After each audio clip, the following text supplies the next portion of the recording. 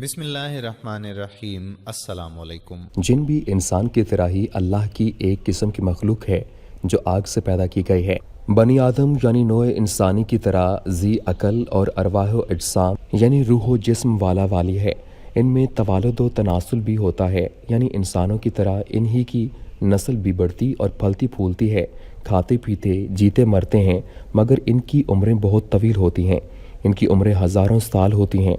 जन्नात में मुसलमान भी हैं, काफिर भी, मगर इनके कुफ़ार इंसान की बनिस्बत बहुत ज़्यादा हैं। इनके मुसलमान नेक भी हैं और फासिक भी, अलबत्ता इनमें फासिकों बदकारों की तादाद बनिस्बत इंसान शायद है। शरीर जिन्हों को शैतान कहते हैं, इन सब का सरगना इबलीस है। इबलीस ने हज़रत आदम अलैहिस्सलाम को गुरूर में आकर सजदा करने से इनकार कर दिया था और हुक्म खुदाबंदी की नाफरमानी की थी, जिसकी वजह से रांदा बारगाह इलाही से हुआ और हमेशा हमेशा के लिए मरदूद किया गया।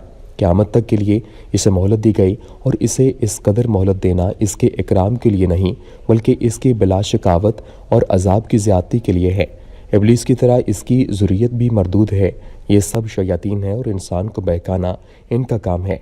तरह तरह की तरकीबों के ज़रिए नेक काम से रोकते और बुरे काम की तरफ तरगीब दिलाते हैं। खुदा के नेक बंदे इनके मकरूह अगवा में नहीं आते, बल्कि लाहौला बेच कर नेक कामों में मसरूफ़ रहते हैं। लेकिन जो इनके बहकावे में आ जाते हैं वो आखिरकार गुमराह हो जाते हैं। अल्लाह ताला अपनी पनाह में रखे और इनके मकरूह अगवा से बचाए। फरिश्तों की तरह जिनों में भी बाज़ को ये ताकत दी गई है कि जो शक्ल चाहें बन जाएं।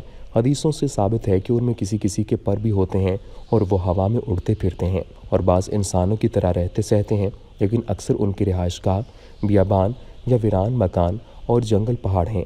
इस्लाम से पहले भी अरबों में जिनों के तज़किरे मौजूद थे। कहा जाता है कि इंसान की तख्लीक से कबल दुनिया में जिन आबाद थे, जिनकी आग से तख्लीक हुई थी, और उन्होंने दुनिया में फितना और फसाद बर्पा कर रखा था। कुरान में हज़रत सुलेमान के मुतालिक बयान किया गया कि इनकी हुकूमत जिनों पर भी थी। हज़रत सुलेमान ने जो इबादत गाहें हैकल बनवाई थीं वो जिनों ने ही बनाई थी।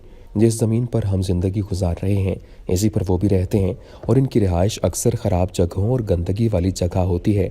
मसलन बैतुल खला, गंदगी फेंकने और पाखाना करने की जगह वगैरह। तो इसीलिए नबी सल्लल्लाहु अलैहि वसल्लम ने इन जगहों में दाखिल होते वक्त असबाब अपनाने का कहा है, यानी दुआएं और अज़कार। कब्रिस्तानों और वीरान जगहों पर भी इनका डेरा होता है। इसी तरह घरों की छतों पर भी ये मखलूक रहती है।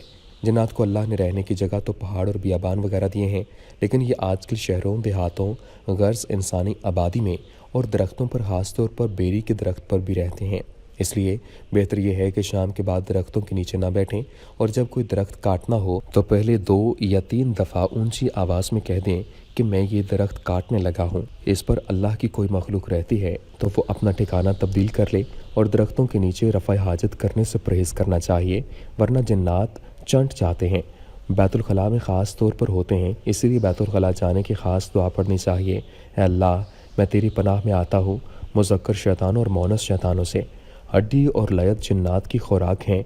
घर से बाहर या किसी जगह भी ज़मीन पर कोई हड्डी पड़ी नज़र आए तो ना उससे पैर ना मारें और पाँव के नीचे भी ना लें। यही बात अपने बच्चों को भी तालीम करें। इस तरह आप और आपके बच्चे जन्नात से महफूज रहेंगे।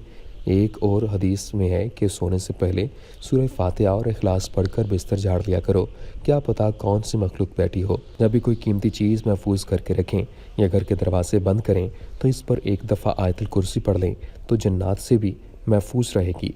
खाने से पहले बिस्मिल्लाहिर्रहमानिर्रहीम पढ़ें तो जन्नात और शयातीन खाने में शामिल नहीं हो सकेंगे।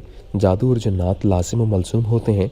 जब किसी पर जादू किया जाए तो जन्नात के ज़रिए इम्प्लीमेंट कराया जाता है, और अगर किसी को तंग करने के लिए जन्नात भेजे जाएं तो इन जन्नात को जादू के ज़रिए पाबंद किया जाता है, वरना जन्नात इंसानों से भी ज़्यादा कामचोर होते हैं।